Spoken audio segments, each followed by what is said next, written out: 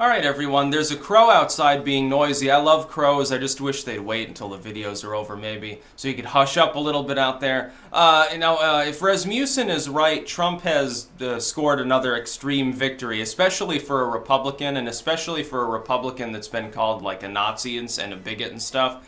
Supposedly, Rasmussen released a new bit of polling. According to them, Trump's share of support among black voters is almost 30%. That would be pretty high for a Republican candidate. In fact, I think that would be the highest in modernity in the last half century. That's pretty significant. Now, keep in mind what this poll actually represents. It is one data point. It could be 10 points off for all we know. But even if it were 10 points off, it would show a 4% growth in that share from the initial number, which was 15% a year ago. What this actually represents is not Trump has 29% support among the black population. What it shows is that his approval among the black population has risen. That's what it ultimately shows, because it would be almost impossible to envision a scenario in which even a single poll could be 14 points off. It wouldn't make sense. It would be just as likely, by the way, to be off in the other direction. Maybe it's 32, maybe it's 33. That's the death knell for the Democrats. If that is indeed true, he will win 2020. Because, how are they going to compete? They're still bitching about how they want to win Georgia, which, by the way, is not going to happen. People are still declaring Georgia to be a swing state after the last election, where didn't Trump win it by, almost 10 points? They're like, oh, well, Hillary Clinton will probably get Georgia. She'll probably get it by a point, based on shitty polling that was like 7, 8 points off. But even if this were 7 or 8 points off in the wrong direction for him, he'd have above a 20% vote share. That would be extreme for a Republican. That would be very, very high. Didn't he get like 10% the last time around? I'll tell you what it is. It's the economy, stupid. It's people's money. It's wallets. It has nothing to do with anything else. When you call someone a bigot, but they're getting you more money, do you really care? No, and then that's going to fall flat too, especially, we're going to have to talk about Manafort. We're going to have to talk about the fucking Manafort probe and what the judge in that case is doing and how it's beginning to vex groups like Slate. They're openly slandering Manafort potentially now because of the structure of the case. By the way, I can't wait if he actually doesn't go to prison for the initial charges of money laundering or racketeering or whatever, tax evasion. He can turn around and sue them now. And it's been archived. The internet's forever. They'll be out millions of dollars. He'll make more money than he made in Ukraine. Now, what these polls show, always think deeper than what the poll actually says. A poll says, for instance, a polling firm takes a rolling poll of his approval or something month by month. All of a sudden the number's 10 points up. You can't say that that number is accurate, but you can say that it appears that there's an upward trajectory. The same is true of approval polling for Trump. In approval polling, Rasmussen yesterday puts out a poll. He's at 50% approval, 49% disapproval. First time it's shown a positive number in 7 months or some crazy amount like that. It doesn't show he's got 50% approval, although that's possible. It's a statistical outlier. What it shows is that there is upward trajectory on his approval, because the last time Rasmussen showed a high number like that, it was 50-50. He wasn't even quite in the positive. The highest that Trump has been in any poll, I believe since before the beginning of this year, was roughly 50-50, basically a zero-sum sort of situation. His approval and disapproval were identical. There were a couple of polls, you got people who choose neither, and so it's like 45-45 or some number like that, but he was never in the positive.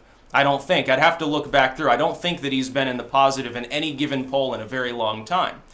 Well, even if it's an outlier, it still shows upward trending support, which is what the rest of the polls show as well. The latest round of polls shows him again inching upward after, by the way, a couple months where it was more or less stagnant.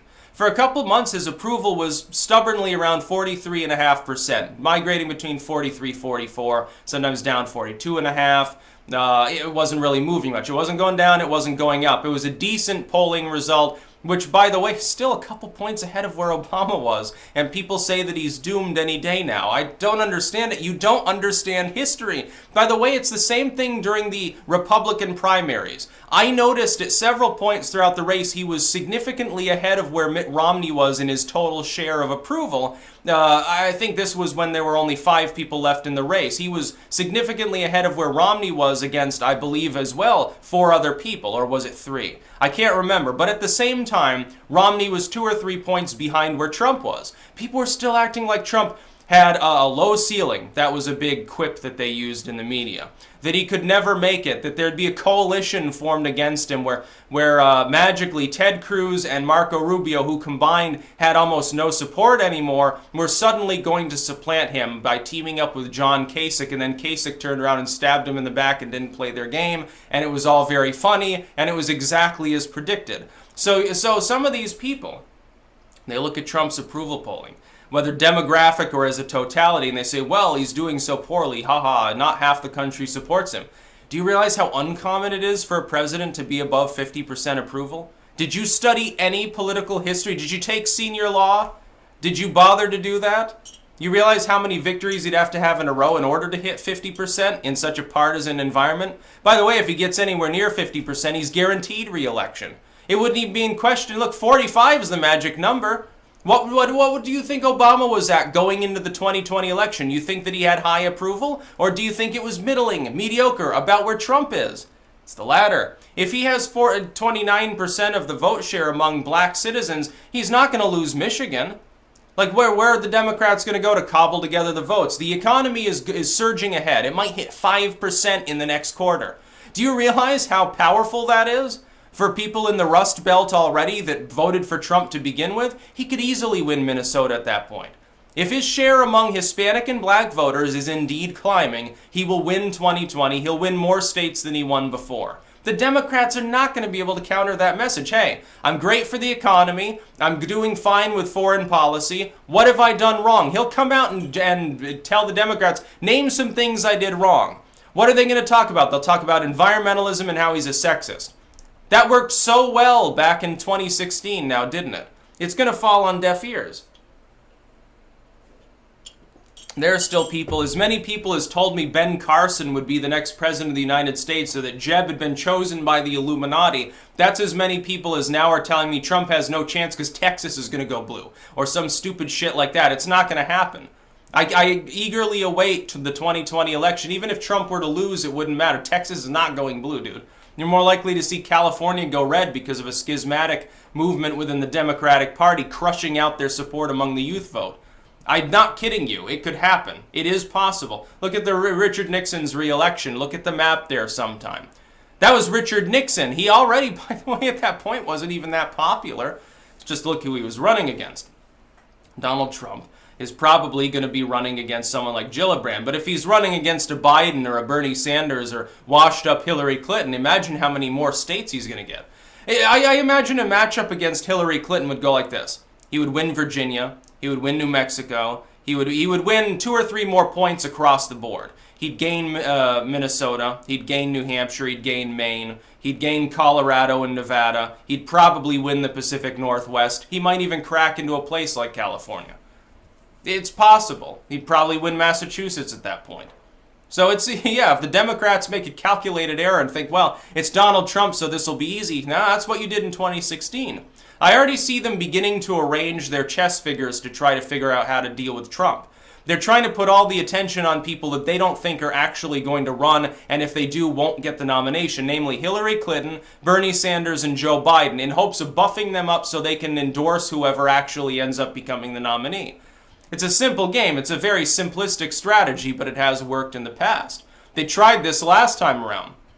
They paid lots of lip service to Sanders, while knowing, because in the emails show this, knowing he wouldn't be nominated, structurally opposing him from within the party. But they loved it when he came out and campaigned for Hillary Clinton. It's just that his fans were too fickle to back her. They are fundamentally right. On one count, Hillary Clinton may have won if the Bernie bros had actually jumped aboard, but they had no reason to. They're ideological voters, not partisans. Bernie Sanders wasn't a Democrat. He just happened to put a D after his name in order to run within the Democratic Party. His voters knew this. Those tens of millions of people that backed him were really, really, really pissed off at the DNC. You're talking a couple million people who either sat it out or voted Green Party or did a vote or just wrote in Bernie Sanders in many cases. No, if Rasmussen is close to right, if it's within 5 points of the real number, how are where's the Democrats' coalition? They've pissed away the youth, and the youth is less blue anyway with Gen Z. There are going to be more of them voting, and they're statistically considerably more conservative than the millennials were, my generation. It was like 90% Democrats among the millennials half a decade ago. Now it's down in the low 70s, upper 60s, and Gen Z never hit that peak. It's like, 80% or something. They're going to become a conservative generation within 20 years. You realize that, right? They're going to be majority conservative, including those that aren't white. Demographic shift is currently happening at a rapid pace within the U.S. because the Democrats have relied upon now outdated wedge issues a la the 80s and 90s. And I told people, I tell like white nationalists and stuff this, you're not understanding demographic shift within politics. You think that every racial or gender-based or age-based voting bloc remains stagnant. It has never happened. It never will happen. There's no stagnancy, only change. That change is the long-term and short-term norm within politics. A paradigm rarely lasts more than 4 or 5 cycles. Well, the last one already lasted 4. It's about time that it changes over. In fact, technically it lasted longer. Technically, it's the Reagan paradigm, the Reagan-Clinton paradigm. 7 cycles long. It's actually a fairly long one when you consider it that way. It's not going to last any longer. That one's dead and passed away. I wouldn't be surprised to see the Republicans eventually become a party that gets a majority vote among Hispanics, simply based on economics. Watch. You see if it doesn't happen within a couple decades. Just watch. And it won't be because of a bunch of morons like Bill Kristol and the Bush family. It won't be because of a bunch of milquetoast moderates. It'll be because people took up the banner of populism and essentially, in a way, civic nationalism. A little bit of libertarianism sprinkled in there. That'll become a winning percentage that they get. Now, Texas isn't going to go blue. You're more likely to see California go red. If this is true, if it's even remotely right, Trump's got 2020 in the bag. That's about all. Peace out.